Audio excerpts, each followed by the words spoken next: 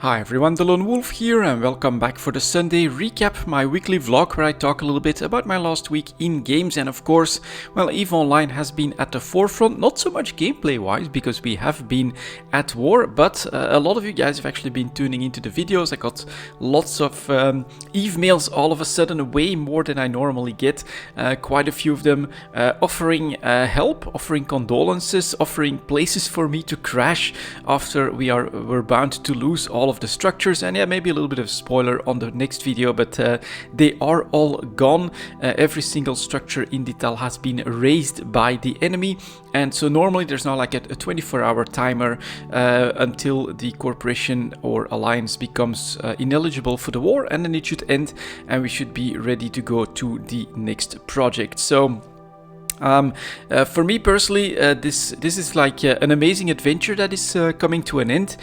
Detail was a project that I actually started when structures were first announced by CCP.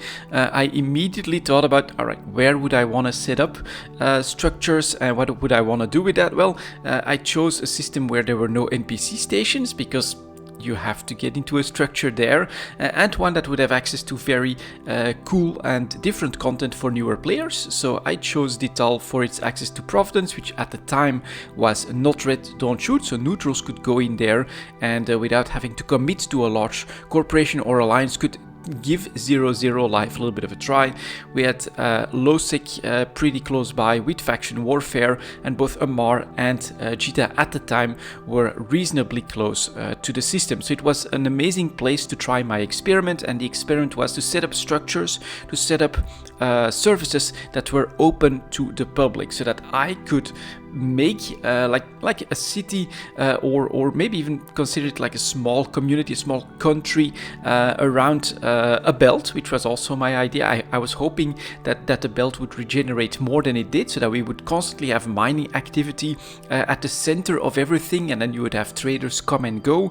And of course, EVE Online is like a 24/7 game, so it never really became super busy around there, but lots of players have been using my facilities or had been using my facilities, and that was just amazing to see how players found their way into EVE Online by being able to crash at my facilities in Detail, using them, taking advantage of the fact that I was paying the fuels, that we kept the taxes to 0 or 0.001, just the lowest possible, so that I could still track activity a little bit.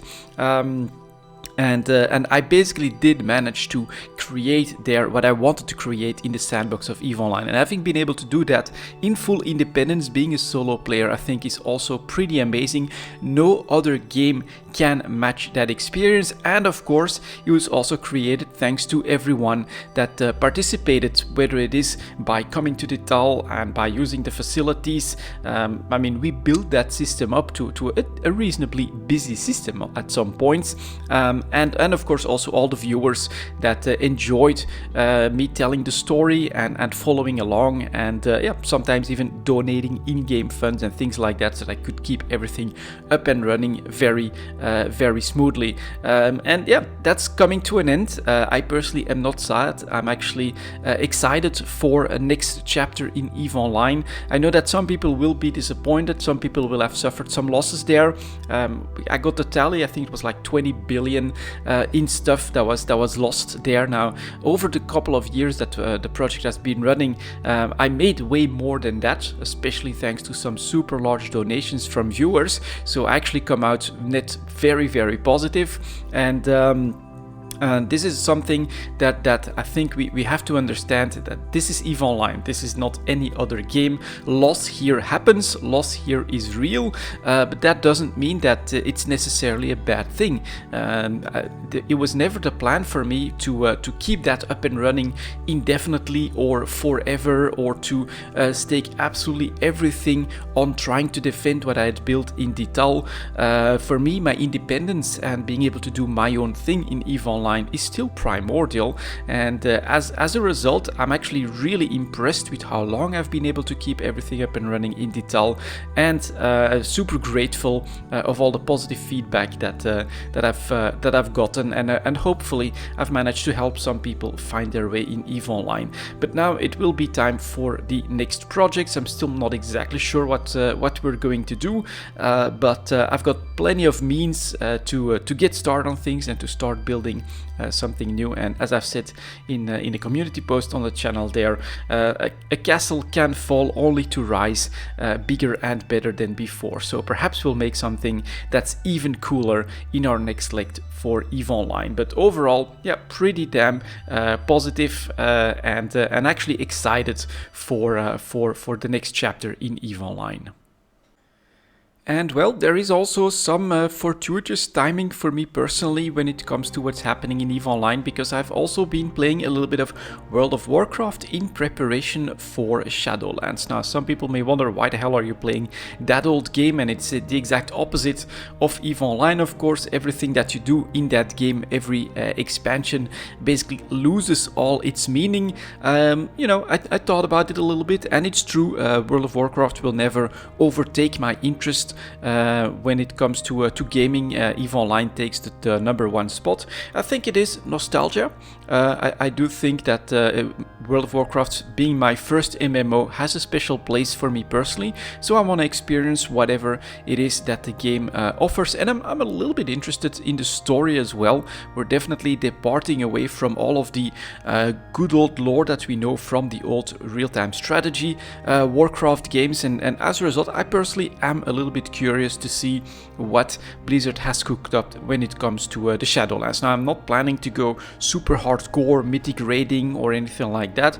I'm just planning to find a good routine so that I can play World of Warcraft and EVE Online at the same time, you know, looking for things to do basically in both games. I think it's going to be a pretty interesting experience personally.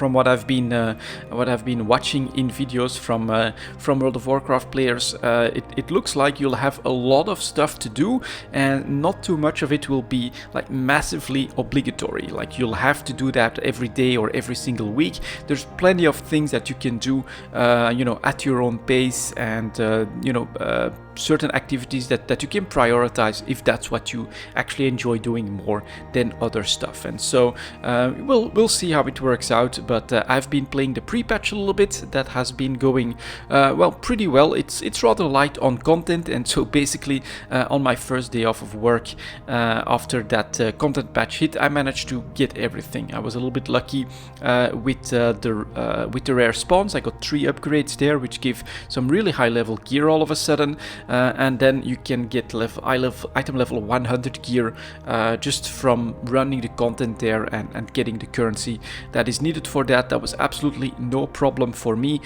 Day 1, I basically upgraded everything that I could from the pre-patch. There's still rings and trinkets and an offhand left for me to do. So for that, I've just been keeping an eye on some daily quests in the BFA content, seeing if rings or trinkets or something like that would be part of the rewards there. Not planning to put too much time into it until the Shadowlands expansion hits, but I think we're basically ready. My character is practically item level 100, which is way more than the base item level that you normally would enter the expansion in as a new character. And yeah, I'm gonna play that as well while doing stuff in EVE Online, and that's probably going to take the channel over for at least like the rest of the year, perhaps longer. We'll see how long Blizzard can hold my interest when it comes to World of Warcraft Shadowlands, and we will of course also see what CCP has cooked up for EVE Online, because I also think that here the end of the year, it's more about the holidays, events and things like that, but after that, yeah, we really don't know what's coming for EVE Online either. The invasion storyline seems to be somewhat finished, or at least that chapter seems to be somewhat finished as well. The Phoenix Quadrant is completely different, with a focus on balancing, a focus on events, and so who knows what CCP has planned for the next steps in EVE Online. That is definitely something that I look forward to discovering and covering as well as things develop. So yeah, for me, honestly, an exciting time, a bit of a reset button pressed in EVE, and in my opinion, a pretty great time to do so, because we'll get into new routines, we'll discover new things to do, and I think I'll have a lot of fun along the way. So that's it for this last week in games, guys. Thank you very much for watching, and as always, I'll see you next time.